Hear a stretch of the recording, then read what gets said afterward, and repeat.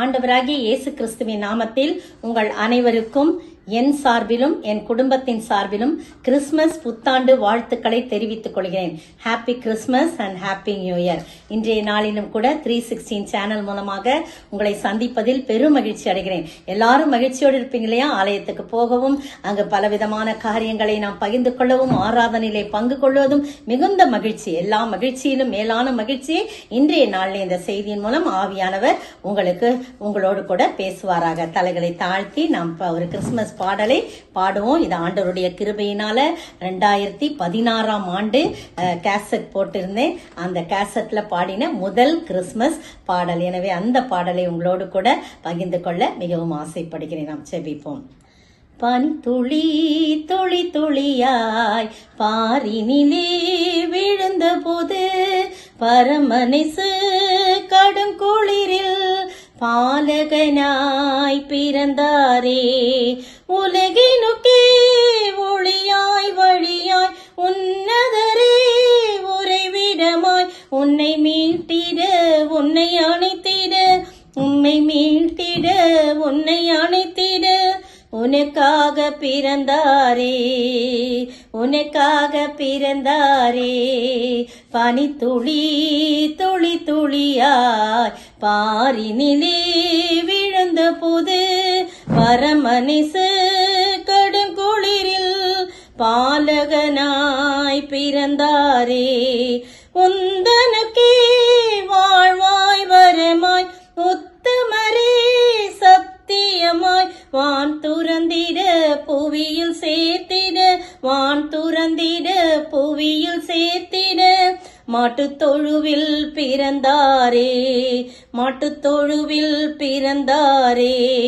பனி துளி துளி துளியாய் பாரினிலே விழுந்த போது பரமனேசு கடுங்குளிரில் பாலகனாய் பிறந்தாரே.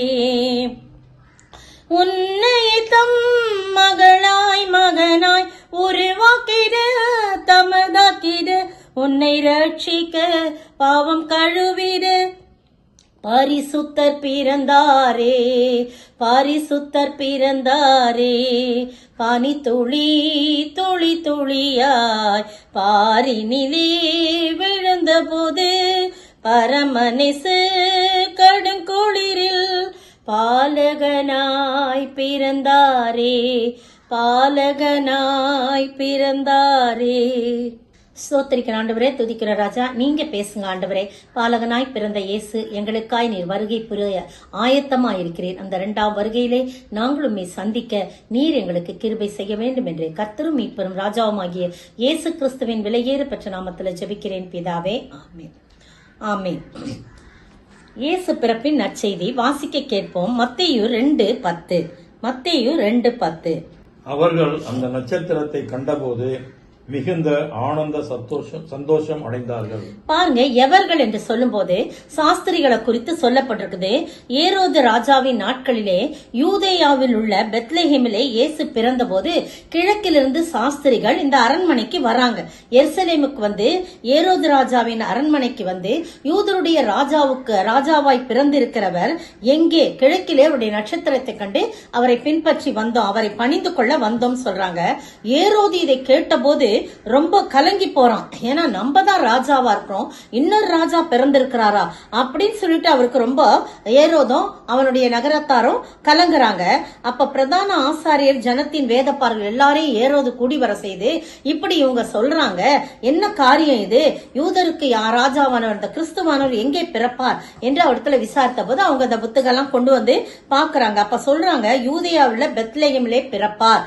அதேனென்றால் யூதேயாவின் தேசத்துள்ள பெத்லெஹேமே, யூதாவின் பிரபுக்களுக்குள் நீ சிறியதல்ல, என் ஜனமாகி இஸ்ரவேலை ஆளும் பிரபு உன்னிடத்திலிருந்து புறப்படுவார் என்று தீர்க்கதரிசியால் எழுதப்பட்டது நிறைவேற. முன்னாடியே இதெல்லாம் எழுதப்பட்டது. மீகா தீர்க்க தரிசனம் எழுதப்பட்டிருக்கு, ஏசாயா தீர்க்கனால எழுதப்பட்டிருக்குது. இதெல்லாம் வச்சு அவங்க சொல்றாங்க. சொன்ன உடனே ஏரோது சாஸ்திரிகளை ரகசியமா அழைச்சி என்ன சொல்றாரு, நீங்க வந்து போய் பணிந்து கொண்டு பிள்ளைய பணிந்து கொண்டு திரும்ப என்கிட்ட வந்து விஷயத்த சொல்லுங்க அப்படின்னு சொல்லி அவர் அனுப்புறாரு. சரின்னு இவங்களும் சொல்லி போறாங்க. பாருங்க, இப்ப சாஸ்திரிகளை குறித்து சில உண்மைகளை நம்ம பார்க்க போறோம். ஏன்னா நிறைய பேருக்கு தெரியாது. 3 சாஸ்திரிகள் அப்படின்னு சொல்றோம். சாஸ்திரிகள் சொல்லுவாங்க, வைஸ்மேன் சொல்றாங்க, ஸ்காலர்ஸ் சொல்றாங்க, அதாவது அறிஞர்கள் சொல்றாங்க, அறிஞர்கள் அது மாதிரி எல்லாம் ஆசாரியர்கள் என்று சொல்றாங்க.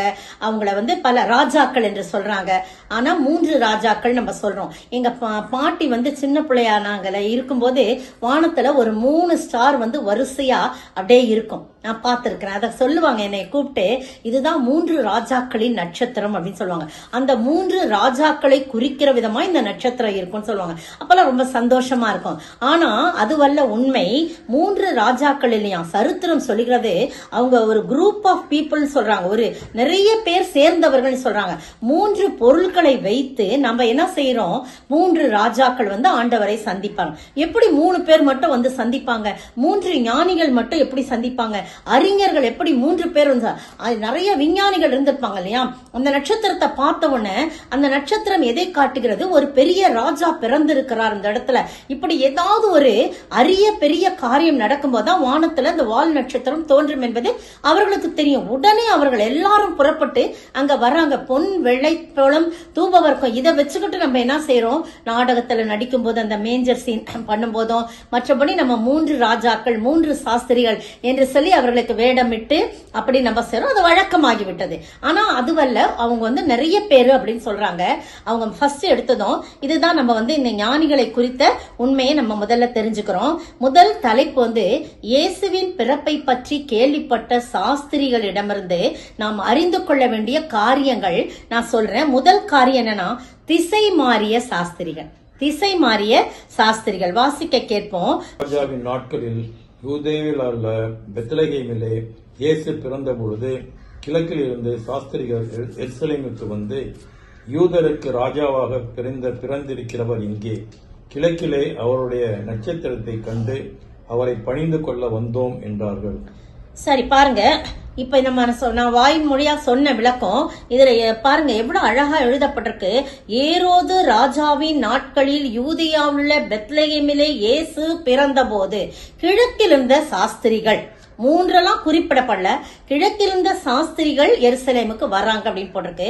கிழக்கு தேசம் போது இன்றைய நாட்களிலே சொல்லப்படுகின்ற ஈரான், ஈராக், அரேபியா போன்ற தேசத்திலிருந்து தான் நிறைய பேருக்கு அந்த காட்சி கண்டு அவர்கள் எல்லாம் புறப்பட்டு வந்ததாக சரித்திரம் சொல்கிறது. பாருங்க, நட்சத்திரத்தை பின்பற்றி வந்துகிட்டே இருந்தாங்க. இந்த அரண்மனை பக்கம் வந்த உடனே, எருசலேமுக்கு வந்த உடனே அவங்க என்ன செய்யறாங்க, டக்குன்னு திசை மாறி அரண்மனைக்குள்ள நுழைஞ்சிடறாங்க. பாத்தீங்களா, அவங்க பண்ண தப்பு. அவர்கள் செல்ல வேண்டிய பாதையிலே செல்லாதபடி, அந்த வழிகாட்டும் நட்சத்திரத்தை காட்டினபடி அவர்கள் செல்லாதபடி திசை மாறி அவங்க தேவையற்ற ஒரு இடத்திற்கு சென்றதுனால சிக்கல், பிரச்சனை வந்தது. பிரியமானவர்களே, அந்த 2 வயதுக்குட்பட்ட குழந்தைகளை எல்லாம் கொல்ல வேண்டும் என்ற சட்டம் எல்லாம் இவர்கள் திசை மாறி சென்று கேட்காத நபர்களிடத்திலே, விரும்பாத நபரிடத்திலே இவர்கள் கேட்டார்கள். அதனாலதான் அந்த பிரச்சனை அந்த தேவதூதரால் எச்சரிக்கப்பட்டு அந்த சாஸ்திரிகள் அவர் ராஜாவிடத்துல, ஏரோது ராஜாவிடத்துல திரும்பி போக வேண்டாம் என்று சொன்ன போதே அவர்கள் வேறு வழியாய் போய்விட்டதை அறிந்த ராஜா கோபமற்று 2 வயதுக்குட்பட்ட ஆண் பிள்ளைகள் கொல்ல வேண்டும் என்று சொல்றாங்க. பாத்தீங்களா, அதாவது நாம் செல்ல வேண்டிய பாதையிலே செல்லாமல் எந்த நபரிடத்திலே கேட்க வேண்டுமோ அந்த நபரிடத்திலே கேட்காதபடி திசை மாறி சென்றதுனாலே சிக்கல்கள் வந்தது. இன்று நாமும் கூட அநேக வெளியிலே நாம் செல்ல வேண்டிய ஒரு இடம் உண்டு, சொல்ல வேண்டிய ஒரு நபர் உண்டு. அது யாரு? இயேசுவின் பாதத்திற்கு நாம் செல்ல வேண்டும். இயேசு வண்டை ஓடி வர வேண்டும். பாதை தடுமாறி போய்விட்டால் ஒன்றும் பிரயோஜனமில்லை. வழி தப்பி போன ஒரு ஆடு முள்ளிலே சிக்கி தவித்ததல்லவா, ஆனாலும் இயேசு விடவில்லை, அந்த மேய்ப்பன் விடவில்லை.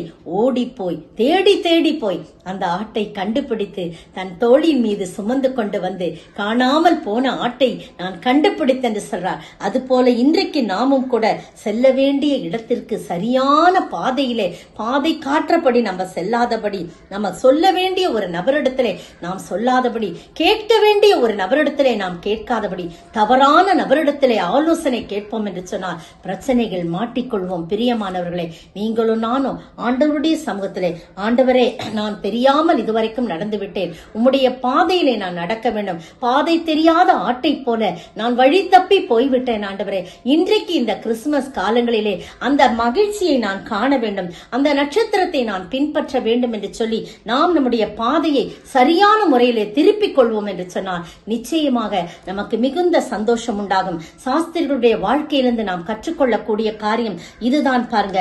இன்றைய தினத்திலே கூட நீங்களோ நானோ ஆண்டவருடைய சமூகத்திலே நம்மை தாழ்த்தி ஒப்பு கொடுப்போமா? ஒரு பாடலை கூட பாட கேட்கலாம். பாதை தெரியாத ஆட்டை போல அலைந்தேன் உலகிலே, நல்ல மேய்ப்பனாக வந்து என்னை மீட்டிரே, நல்ல மேய்ப்பனாக வந்து என்னை மீட்டிரே. பாருங்க, ஆண்டவர் நல்ல மெய்ப்பனாக நம்மை மீட்டார் இல்லையா? கலங்கினேன் நீர் என்னை கண்டீர், பதறினேன் நீர் என்னை பார்த்தீர், கர்த்தாவே கல்வாரி அண்டை வந்தேன் நீர் என்னை காத்துக்கொள்ளுன்னு பக்தன் தொடர்ந்து பாடுகிறான். 2வது குறிப்பு பாருங்க, வாசிக்க கேட்கலாம். மத்தேயு 2:9 முதல்ல வாசிக்கலாம், அப்புறம் திரும்பவும் பழைய வசனம் முன்னாடி வாசித்த வசனம் அப்புறம் வாசிக்கலாம். 9ஆம் வசனம் வாசிங்க. ராஜா சொன்னதை அவர்கள் கேட்டு போகையில், இதோ அவர்கள் கிழக்கிலே கண்ட நட்சத்திரம் பிள்ளை இருந்த ஸ்தலத்திற்கு மேல் வந்து நிற்கும் வரைக்கும் அவர்களுக்கு முன் சென்றது. பாத்தீங்களா? அந்த நட்சத்திரம் இவங்க தவறா போயிட்டாங்களேன்னு அது வேறு பக்கமா போயிடாம அங்கேயே நின்றுட்டு இருந்துச்சாங்க. ராஜா அரண்மனைக்கு முன்னாடியே நின்றுட்டு இருந்திருக்குது. அவங்க வெளியில வந்த உடனே அங்கே கண்ட நட்சத்திரம் பிள்ளை இருந்த ஸ்தலத்திற்கு வந்து நிற்கும் அளவுக்கும் அவர்களுக்கு முன் சென்றது. அப்ப வழிகாட்டும் நட்சத்திரமாக அது காணப்பட்டது. பாருங்க, அது வெளிச்சம் கொடுத்தது. அவர்கள் போகையில் இதோ அவர்கள் கிழக்கிருந்து கண்ட நட்சத்திரம் பிள்ளை இருந்த ஸ்தலத்திற்கு வந்து நிற்கும் வரைக்கும் அவர்களுக்கு முன் சென்றது. அது வெளிச்சத்தை கொடுத்தது. பாருங்க, வாசிக்க கேட்கலாம். 10ஆம் வசனம் வாசிங்க திருப்பி. அவர்கள் அந்த நட்சத்திரத்தை கண்டபோது மிகுந்த ஆனந்த சந்தோஷம் அடைந்தார்கள். பாருங்க, இப்ப சாஸ்திரிகளையும் நட்சத்திரத்தையும் ஒப்பிட்டு நம்ம பார்க்க போறோம். சாஸ்திரிகள் முதல்ல வழி தப்பி பாதை மாறி போயிட்டாங்க. அதுக்கு பிறகு வெளியில வந்த நட்சத்திரத்தை பார்க்கிறாங்க. அந்த நட்சத்திரத்தை பின்பற்றியே போறாங்க. அது பாதைக்கெல்லாம் வெளிச்சமா இருந்தது. அவர்களுடைய பாதைக்கு வெளிச்சமா இருந்தது. அது சரியான பாதையிலே பிள்ளை இருந்த ஸ்தலத்தில் நிற்கும் வரைக்கும் அவர்களுக்கு முன்னாக சென்றது. சரியான பாதையை காட்டியது, வெளிச்சம் தந்தது. சங்கீதம் 119, 105 பாருங்க. உம்முடைய வசனம் என் கால்களுக்கு தீபமும் என் பாதைக்கு வெளிச்சமுமாய் இருக்கிறது. பாத்தீங்களா? அவருடைய வசனம், வார்த்தை அவருடைய கால்களுக்கு தீபமும் பாதைக்கு வெளிச்சமா இருக்கான். அப்போ வசனம் என்னும் நட்சத்திரத்தை சரியாக பின்பற்றாமல் தவறான பாதைக்கு போனவுடன் அவர்கள் துர் ஆலோசனையை கேட்டபடினால அவங்களுடைய சிக்கல் ஏற்பட்டது அவங்களுக்கு. அதற்கு பிறகு உணர்ந்து சரியாக நட்சத்திரத்தை பின்பற்றி வந்தபோது அவர்களுக்கு கிடைத்தது என்ன? வெளிச்சம் கிடைத்தது. அவர்களுக்கு கிடைத்தது என்ன? சரியான வழியிலே அவர்கள் நடத்தப்பட்டார்கள். அவர்களுக்கு கிடைத்தது என்ன? மிகுந்த ஆனந்த சந்தோஷம். பிரியமானவர்களே, நீங்களும் நானும் வசனத்தின்படி சங்கீதம் 119:70 வாசிங்க. அவர்கள் இருதயம் நிலத்துண்ணி கொடுத்திருந்தது, நானும் உம்முடைய வேதத்தில் மனமகிழ்ச்சியா இருக்கிறேன். பாருங்க, வேதத்தில் மனமகிழ்ச்சி. சங்கீதக்காரனாகிய தாவீது இந்த 119ஆம் சங்கீதம் நீங்க வாசித்து பாருங்க. நிறைய இடத்துல உன் வேதம் தான் எனக்கு மனமகிழ்ச்சி, உம்முடைய வேதம் மட்டும் என் மனமகிழ்ச்சியா இருந்தால் நான் எப்போதோ விழுந்து போயிருப்பேன், நிறைய இடத்துல சொல்றாரு பாருங்க. அப்ப அவருடைய வார்த்தை என்னும் நட்சத்திரத்தை நாம் சரியான முறையிலே பின்பற்றும் போது அது நமக்கு வெளிச்சம் கொடுக்கிறதா, நம்முடைய வாழ்க்கையை இருள் நீக்கக்கூடியதா, இருளை நீக்குகின்ற அந்த வெளிச்சமாய் நமக்கு காணப்படுகிறது. பாருங்க, இஸ்ரவேல் ஜனங்கள் 10 வாதைகள் இருந்த போது அந்த 9வது வாதை காரிருள். 3 நாட்கள் மிகுந்த காரிருள் இருந்தது. ஆனால் அவங்க தடவி கொள்ளத்தக்கதாக தடவிதான் பார்ப்பாங்க, அவ்வளவு இருள் இருந்தது. ஆனா இஸ்ரவேல் கூடாரங்களிலோ வெனில் வெளிச்சம் உதித்தது என்று சொல்லப்பட்டிருக்கிறது. 139:11 இருள் என்னை மூடிக்கொள்ளும் என்றாலும் இரவும் என்னை சுற்றி வெளிச்சமாயிருக்கும் என்று சொல்லப்பட்டிருக்கிறது. உமக்கு மறைவாக இருளும் அந்தகாரப்படுத்தாது, இரவும் பகலை போல் வெளிச்சமாயிருக்கும், உமக்கு இருளும் வெளிச்சம் சரிந்து சங்கீதக்காரனாகிய தாவீது சொல்லுகின்றார். பாருங்க, எவ்வளவு இருளில் இருக்கிற ஜனங்கள் பெரிய வெளிச்சத்தை கண்டார்கள் என்று சொல்லப்பட்டிருக்கிறது. அருமையான வேளையிலே நீங்களும் நானும் சரியான முறையிலே வேதம் தான் நமக்கு வழிகாட்டி, வேதம் என்னும் நட்சத்திரத்தை நாம் பின்பற்றி அதன் வழியிலே நடக்கும் போது அது நமக்கு வெளிச்சமாயிருக்கும், நமக்கு சரியான பாதை காட்டும். சங்கீதம் 109:105 படி நம் பாதைக்கு வெளிச்சமும் நம் கால்களுக்கு தீபமும் தீபமாய் இருக்கும், வெளிச்சம் காட்டுகிறது, வழிகாட்டியாய் இருக்கிறது. மட்டுமல்ல, மத்தேயு 2:10 படி அது ஆனந்த சந்தோஷத்தை கொடுக்கக்கூடியதாய் காணப்படுகிறது. பிரியமானவர்களே, நீங்களும் நானும் அருமையான வேளையில அவருடைய நட்சத்திரத்தை பின்பற்றி, வசனம் என்னும் நட்சத்திரத்தை பின்பற்றி நடக்கும் போது எந்த இடத்தில் நாம் செல்ல வேண்டும், எந்த இடத்தை யாரை நாம் காண வேண்டும் என்பதை வழிகாட்டாதே. பாருங்க, அந்த வீட்டுக்குள் பிரவேசித்து போதும். அவங்க எங்க போறாங்க? அந்த வீட்டுக்குள் பிரவேசித்து. அப்படின்னா என்ன? எல்லாரும் மாட்டுக்கொட்டையில போய் ஆட்டிடையர்கள்லாம் போய் பாக்குறாங்க. ஆனா இவங்க அந்த வீட்டுக்குள் பிரவேசித்து, மாட்டுக்கொட்டையில எத்தனை நாள் இருந்தாங்க? அந்த அவசர நேரத்துக்கு இயேசு பிறக்கிறதுக்காக அந்த இடத்தை தெரிஞ்சு கொண்டாங்க. குழந்தை பிறந்தவங்க அங்கேயே இருக்க முடியுமா? எவ்வளவு நாள் டிஸ்சார்ஜ் ஆகணும்ல, ஆஸ்பத்திரியிலே இருக்க முடியுமா? அது மாதிரி அவங்க வீட்டுக்கு போயிட்டாங்க. அவங்க வீட்டுக்கு போனாங்க. அந்த வீட்டுக்கு தான் இந்த நட்சத்திரம் சரியான முறையில மாட்டுக்கொட்டையெல்லாம் காட்டல. அது ஏன்னா அதுக்கு தெரியாது ஒளியின் நட்சத்திரமாய் இருக்கிறது, வழிகாட்டும் நட்சத்திரமாய் இருக்குது, வெளிச்சத்தை கொடுக்கக்கூடியதா இருக்குது. எனவே வீட்டுக்கு போலாம். சரித்திர ஆசிரியர்கள் என்ன சொல்றாங்க தெரியுமா? 40 நாட்கள் ஆனது என்று சொல்றாங்க. அதற்குள்ளேயே இயேசுவுக்கு என்ன பண்ணாங்க? 8ஆம் நாளிலே விருத்த சேதனம் ஆயிடுச்சு. லூக்கா 2ஆம் அதிகாரம் 21ஆம் வசனத்துல பிள்ளைக்கு விருத்த சேதனம் பண்ண வேண்டிய 8ஆம் நாளிலே, அது கர்ப்பத்திலே உட்பவிக்கும் முன்னே தேவதூதனால் சொல்லப்பட்ட அந்த இயேசு என்ற பெயரை அதுக்கு சூட்டினார்கள், அவருக்கு சூட்டினார்கள் என்று சொல்லி நம்ம பாக்குறோம். அதற்கு பிறகுதான் இவங்க என்ன பண்றாங்க? போய் பாக்குறாங்க. அதனாலதான் அவங்க தேவதூதனால் எச்சரிக்கப்பட்டு ஏரோதிட்ட போகாதனால இன்னும் திருப்பி அவங்க வரும்போது இன்னும் 2 மாசம் ஆயிருக்கும். அதனாலதான் 2 வயதுக்குட்பட்ட பிள்ளையெல்லாம் கொல்ல சொல்லி ஒரு சட்டம் பிறப்பிக்கப்பட்டது. பிரியமானவர்களே, நீங்களும் நானும் சரியான முறையிலே நாம் செல்லும் போதே நமக்கு அந்த மகிழ்ச்சி தானாய் கிடைக்கும். அதுதான் நம்ம சாஸ்திரோடைய வாழ்க்கையிலிருந்து நாம் கற்றுக்கொள்ளக்கூடிய 2வது பாடம். முதல்ல என்ன சொன்னோம்? சரியா போற வேண்டிய பாதையிலே போகாம அவங்க தப்பா போறதுனால சிக்கல்ல மாட்டிக்கொண்டார்கள். நாமும் அப்படி போகாதபடி சரியான வழியை அதற்கு பிறகு தெரிந்து கொண்டு அவர்கள் மகிழ்ச்சியும் ஆனந்த சந்தோஷம் அடைந்தது போல நீங்களும் நானும் அந்த ஆனந்த மகிழ்ச்சி அடைய ஆண்டவர் கிருபை செய்வாராக. ஒரு பாடலை கூட பாடலாம். சத்திய வேதம் பக்தரின் கீதம், சுத்தர்கள் போகும் பாதையின் தீபம், உத்தம மார்க்கம் காட்டும் சத்திய வேதம், உள்ளமுதிக்கும் உறுதி அளிக்கும், கள்ளங்கபடெல்லாம் அகற்றும், கடிந்து கொள்ளும் கரைகள் போக்கும், கனமடைய வழி நடத்தும் சத்திய வேதம் பக்தரின் கீதம், சுத்தர்கள் போகும் பாதையின் தீபம், உத்தம மார்க்கம் காட்டும் சத்திய வேதம். பாருங்க, 3வது காரியம் நம்ம சாஸ்திரிகளிலிருந்து கற்றுக்கொள்ளக்கூடிய காரியம் என்னன்னா, அதை வாசிக்கலாம். அந்த 11 பின்பகுதி முதலிருந்தே வாசிக்கலாம். 11ஆம் வசனம், 2:11. அவர்கள் அந்த வீட்டுக்குள் பிரவேசித்து பிள்ளையையும் அதன் தாயாகிய மரியாதையும் கண்டு சாஷ்டாங்கமாய் விழுந்து அதை பணிந்து கொண்டு தங்கள் பொக்கிஷங்களை திறந்து பொன்னையும் தூப வர்க்கத்தையும் வெள்ளை போளத்தையும் அதற்கு காணிக்கையாக வைத்தார்கள். பாத்தீங்களா? அவங்க காணிக்கையா வைக்கிறாங்க. இந்த காணிக்கை குறித்து தீர்க்க தரிசனமான பொருட்களை அவர்கள் காணிக்கையாக பொக்கிஷங்களை திறந்து அவர்கள் பரிசளித்து பணிந்து கொண்ட சாஸ்திரிகள். தீர்க்க தரிசனமான பொருட்களை பொக்கிஷங்களை திறந்து பரிசளித்து பணிந்து கொண்ட சாஸ்திரிகள். எவ்வளவு பேர் குரூப்பா அந்த பொன்னையும் வெள்ளை போளத்தையும் தூப வர்க்கத்தையும் அவங்க பரிசாக அளிக்கிறாங்க. பாத்தீங்களா? செல்ல வேண்டிய இடத்துக்கு சரியா சேர்ந்துட்டாங்க. பார்க்க வேண்டிய நபரை பார்த்துட்டாங்க, பணிந்து கொள்றாங்க, துதிக்கிறாங்க, போற்றுறாங்க, காணிக்கை அளிக்கிறாங்க. இந்த காணிக்கையை பத்தி ஒரு சில காரியம். பொன்னை முதலாவது பரிசாக அளித்தனர். பொன்னை ஏன் பரிசாக அளித்தனர்? பொன் என்பது அவர் ஒரு ராஜா என்பதை வெளிப்படுத்துது. அது மட்டும் இல்ல, அவருடைய தெய்வீக சுவாபத்தை, டிவைன் நேச்சரை அது குறிக்கிறதாய் காணப்படுகிறது. பொன்னானது சாதாரணமா பொண்ணை அக்கினியில நல்லா சோதிக்கப்பட்ட பின் தான் அது நிறைய பிரகாசமா இருக்கும். நம்ம பழைய நகையெல்லாம் கொண்டு போய் கொடுத்தோம்னா ஒரு நிமிஷத்துல பாத்தீங்கன்னா அது ஒண்ணுமில்லாம வந்துரும்.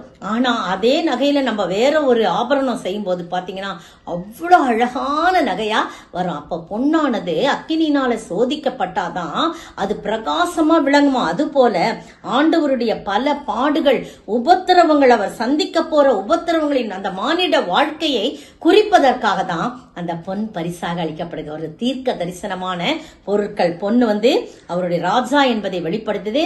அவருடைய டிவைன் நேச்சர், அவருடைய தெய்வீக தன்மையை, சுவாபத்தை வெளிப்படுத்துகிறது.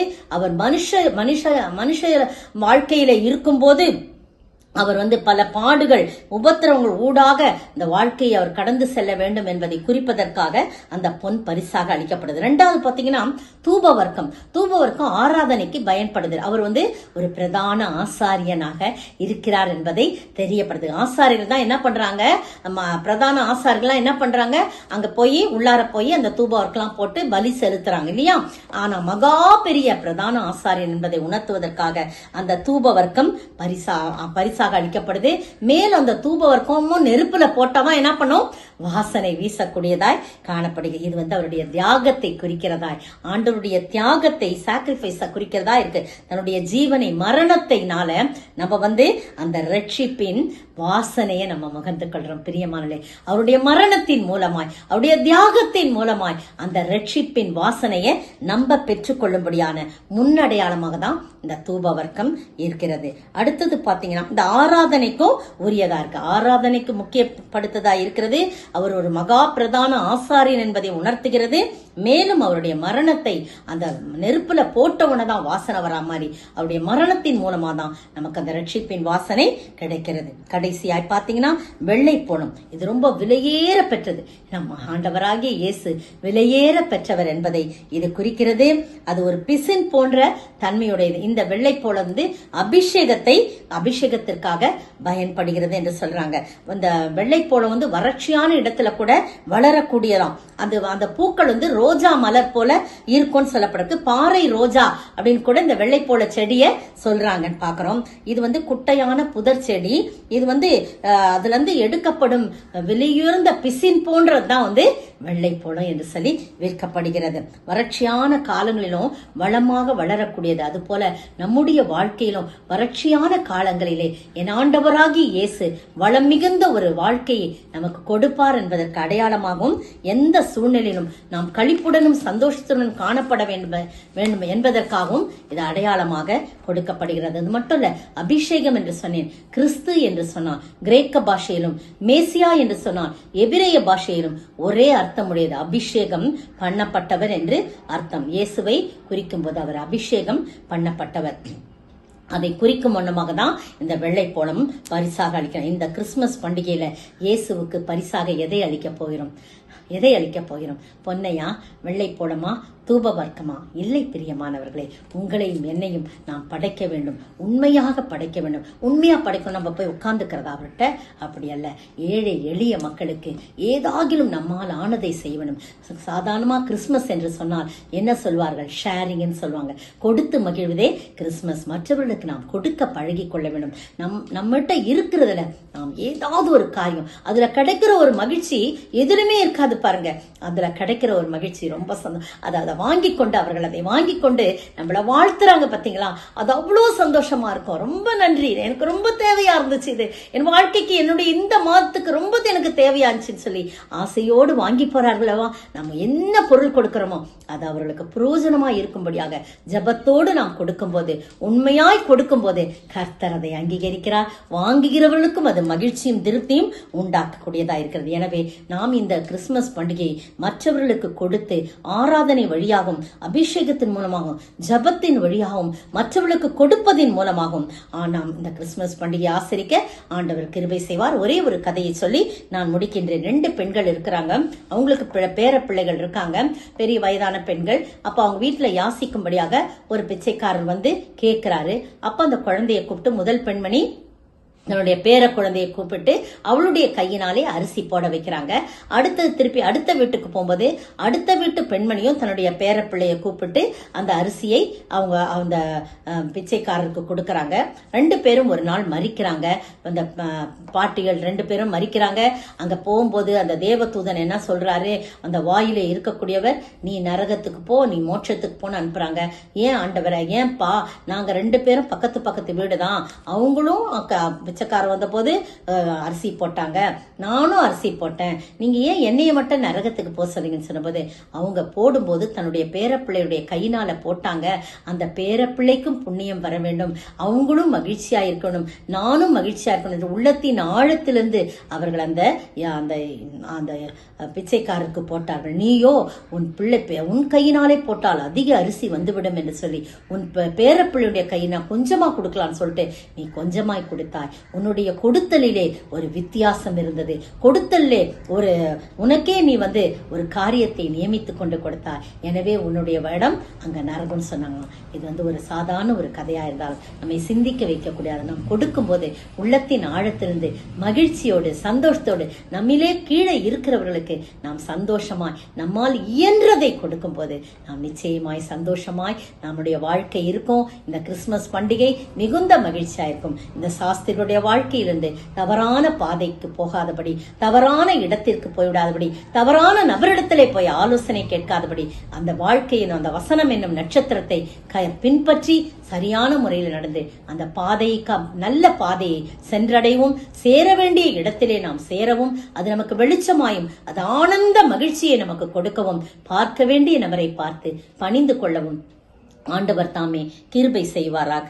ஜெபிப்போம். நாம் எதை கொடுப்போம்? நம்முடைய இருதயத்தை அவருக்கு உண்மையாய் கொடுக்க ஆண்டவர் கிருபை செய்வாராக. நீ செய்த உபகாரங்களுக்காய் நான் என்ன செலுத்திடுவேன்? 1000 மாடுகளா, 10000 காளைகளா, 1000 மாடுகளா, 10000 காளைகளா, நீ செய்த உபகாரங்களுக்காய் நான் என்ன செலுத்திடுவேன்? 1000 நதி போல் பாய்கின்ற தைலத்தை உம்மேல் ஊற்றினால் போதுமா? 1000 நதி போல் பாய்கின்ற தைலத்தை உம்மேல் ஊற்றினால் போதுமா? கர்ப்ப கனியான என் நேசபுத்திரனை உமக்கீந்தாலும் போதுமா? கர்ப்ப கனியான என் நேசபுத்திரனை உமக்கீந்தாலும் போதுமா? போதாது ஆண்டவரே, போதாதப்பா, என்னுடைய இருதயத்தை உமக்கு காணிக்கையாக படைக்கிறேன். நொறுங்குண்ட இதயத்தை பலியாக நாதா இன்றே நான் படைக்கின்றேன். நொறுங்குண்ட இதயத்தை பலியாக நாதா இன்றே நான் படைக்கின்றேன். ரட்சிப்பின் பாத்திரத்தை என் கையிலேந்தி அனுதீனம் பின் செல்லுவேன். ரட்சிப்பின் பாத்திரத்தை என் கையிலேந்தி அனுதீனம் பின் செல்லுவே. நீ செய்த உபகாரங்களுக்காய் நான் என்ன செலுத்திடுவேன்? ஸ்தோத்திரிக்கிற ஆண்டவரே, துதிக்கிற ராஜா, நீங்க இந்த வருஷம் முழுக்க எங்களுக்கு எவ்வளவோ நன்மைகள் செய்தீங்க.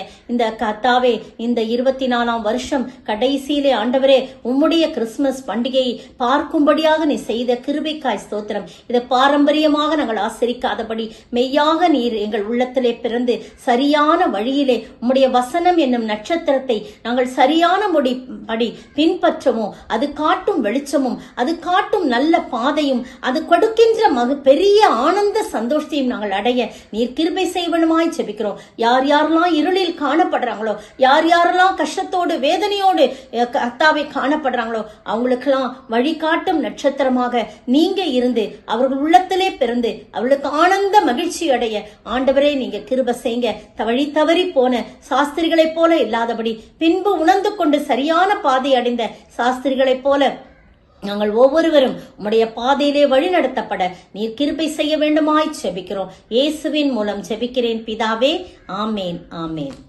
மீண்டுமாய் உங்கள் அனைவருக்கும் கிறிஸ்துமஸ் வாழ்த்துக்களை தெரிவித்துக் கொள்கிறேன். தேங்க்யூ.